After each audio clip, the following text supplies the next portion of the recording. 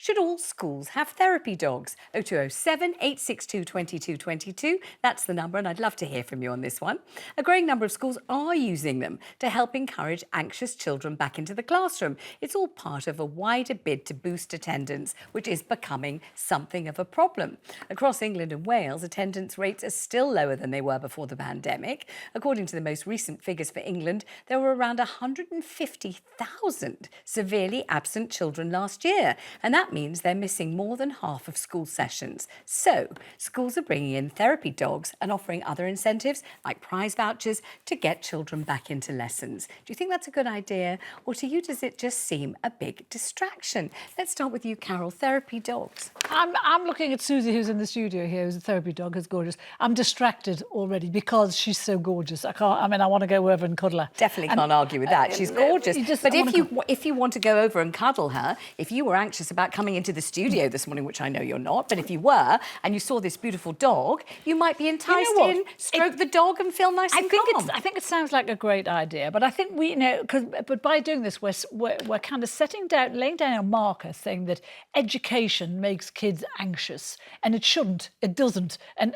if it does, it shouldn't. And I'm not sure therapy dogs will cure that. I love the idea of it. I love the fact that when they go into hospitals and everything, and I think it's a real boost for patients who have been in hospital for weeks, months, and they get cuddled by a dog like Susie. I love the idea. But I think for kids, it's going to be a distraction. I think they're going to want to play with doggies like Susie. I wouldn't want to work if she was in my classroom. And I think it's hard to get back to concentrating and doing your maths and doing your geography if you've been doing this. I think if you're going to do it after school, maybe, or in the lunch break, maybe. Ayesha, I find it absolutely dazzling to listen to Carole talking about how you shouldn't be anxious, you ought not to be anxious, education should not make you anxious. There will be people watching this programme right now who have children who are school avoiders, who have children absolutely consumed with anxiety about taking part in the school day. And those are the children that are, I suppose, you hope going to be touched by the presence of a beautiful dog like Susie, and it might persuade them that school isn't the frightening alien place that they fear it's going to be. Absolutely. So last week in the House of Lords, because I'm quite new in the House of Lords, I did my first big debate, and it was special educational needs and that sector. There are, and this is a very conservative estimate, there's about 1.6 million children with special educational needs, and part of that is like real anxiety. And one of the things, now whether you like that or not, it is a reality. There'll be many parents watching this programme with their kids at home because they can't go to school because they're so anxious. So I think Carole's view, I do understand. And I think many years ago I might have had a similar view, but unfortunately the world is changing. And I think anything that can be done to make adjustments, and I think many experts have said animals, particularly dogs, have got an amazing effect on children who have got anxiety. Right, so I actually went to a prison where they brought horses in and they did this horse therapy. Yeah. It was amazing. All right, we've been talking about this an awful lot, so it's high time I went across and talked to Stephen Sims, and most particularly, Stephen, I'll probably ignore you completely, so I can get friendly with the lovely Susie. Hi, Susie. Hello. Oh, Susie, thank you for coming to see us. Stephen, thanks for bringing Susie. You're more than welcome. You are very lovely indeed. And it is a big pleasure to have you here. Oh, look. Oh, my gosh, how gorgeous.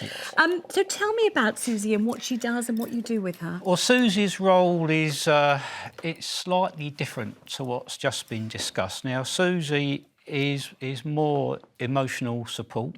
So she very rarely goes into a classroom scene. But the school that we go to, which is Old Bexley Primary School in South East London, yes. They as with all children, they have times in their lives when they're having problems with issues. It may be at home, it may be at school. Or divorce or bereavement and all sorts of other things, yes. And the school recognise that. So we have 1 2-hour session on a Tuesday afternoon, and we go along to school, and for 20 minutes we'll see a child, or it might be 2 children that come in to see Susie. They can sit with Susie, they're on their own, they're not with friends, they're with a teacher and they're with me. They can sit, they can talk to Susie, they can stroke her. I normally take in a grooming tool so they can sit and give Susie a nice stroke. And it does have a really nice, calming influence on the children, and they all love it. It must be a kind of oasis in the middle of the school day, mustn't it? When things are getting a bit overwhelming, you have your time with Susie and you feel replenished and tranquil. Yeah. Yes. All right, let's take some calls on this. Veronica's on the line in London. Hi, Veronica. Thanks for calling. Good morning. Morning. What do you think of a beautiful animal like Susie coming into schools? Well, I'm awaiting heart surgery at the Royal Brompton Heart Hospital in Sydney Street, Dovehouse Street, and they have from 11 a.m. until 12 noon on a Wednesday, Mabel, who is a golden retriever, and it says, they have the television things with all the different maps of which country and all the information. And then in the door came, and I was really just a little bit nervous. I'd always had dogs, and I was 81 two weeks ago, and I thought, how I would love to stroke a dog. And in the door comes Mabel, the golden retriever, and I just as stroking her, and just it calmed me down unbelievably. And other people, a couple of people, ladies, they ran away because they were frightened. But it says, if you don't want to stroke Mabel, you don't have to. And it really, I thought of all the things, children who were frightened, who were anxious, and there are a lot of children, because I lived near a school, and I used to take my little dog, who was a devil, but a little dog, the children loved him, and I used to take him to the gates, and they would stroke the dog, and mostly with carers and, nannies and things, and they'd really love to see the dog.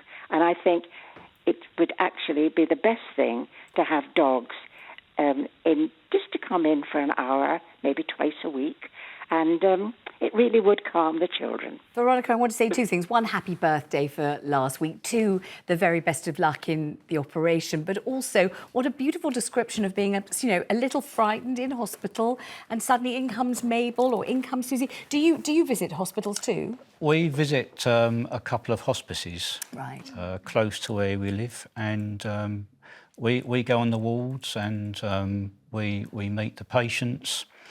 But I find that Susie has quite an impact on visitors. Yeah. Now, when you're visiting somebody in a hospice, it's not always a pleasant, easy experience. And Susie is, for the 5-10 minutes that she's there, it's a distraction from what's going on.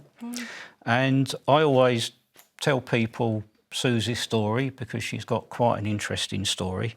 This is actually her second job. What was her first job? Susie was she was originally a training guide dog puppy. Oh gosh! Because I'm a puppy raiser as well as a volunteer for Pets as Therapy. So Susie started life as a training guide dog. She didn't make it through to guide dog school, unfortunately. We'll just have a quick word with Jo, who's on the line in London. Hello, Jo. Hi.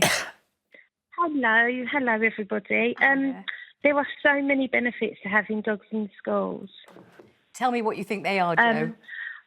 So I've got a school dog. I'm a school business manager. So my dog is with me in school the whole time. He's trained. We have behaviour problems. So it's, if you finish this piece of work, you can go and spend some time with Oscar. Or we have some anxiety. It's not all anxiety, but this child is having difficulty. Oscar will meet the child at the school gate every day and take him to class. There's so many other things with the SEN children. They will come and they will sit and they will read to him. Or, Joe, this child's just having a bit of a problem. Can you just spend a couple of minutes?